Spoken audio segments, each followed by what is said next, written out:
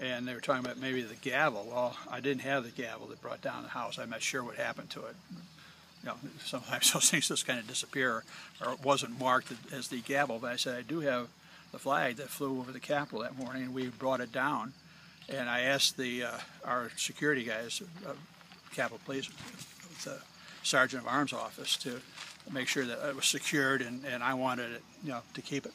And so I've had it in my possession now for the last 13 years, and I thought, no, this is a fitting place for it to be.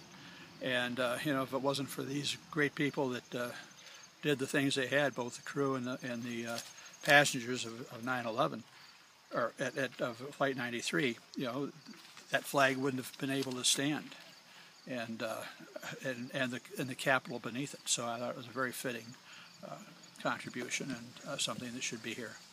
What does it mean to you to be here today? Well, you know, as I said, every time I stood at my window for the next 6 years as Speaker, I would look out and think about seeing that smoke go across the mall. And I know that if it wasn't for these brave people, these heroes, the heroes that don't wear uniforms, that plane would have been in the front. We know from the Sauer hearings that it would have been in the front dome of the Capitol, probably in my office, as I was standing there contemplating whether we should close down or not. And so it means not only the preservation of our government, but also of my life. Is this your first visit? It's the first time I've been here, yes. Come back again. I will. I shall. When did you make the decision to take the flag down, and was your idea to save it for posterity, or was it something that I told my staff, right? you know, I was gone. I was on undisclosed location, but I came back that night at 6:30, and I said, you know, bring the flag down. We want to preserve this flag as something special. And so I had it. I had a lot of stuff that came from the Speaker's time, and it does have burn marks on it. Or it doesn't marks. have burn, but you see the smudge. I'm thinking, you know, a flag that just flew over one day shouldn't have that. But it was, that air was filled with that greasy black soot, and that's what it is. When the jet fuel burns, that's what you get. Well, all that stuff was coming over from the Pentagon across the mall. You know, it was funny.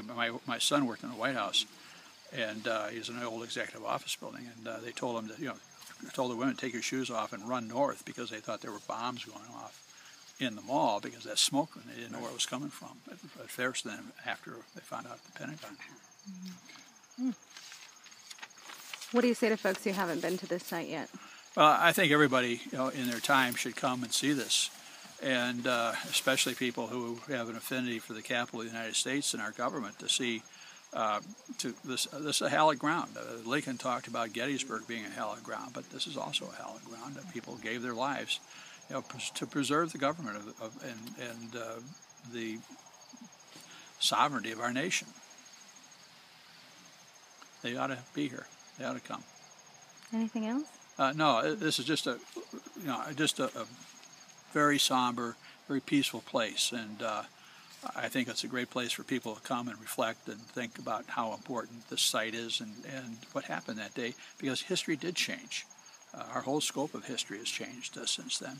You know, I remember President Bush and I talking afterward. He said, you know, we're going to do everything we can to make sure that this doesn't happen in our country again. And, you know, it hasn't, luckily, up to this point. And but, you know, it's a perseverance and a thing that, you know, we need to stand together. We can't be a diverse country. We can't, and we can air our ideas and our differences, but when time comes to get something done, we need to stand shoulder to shoulder and do it.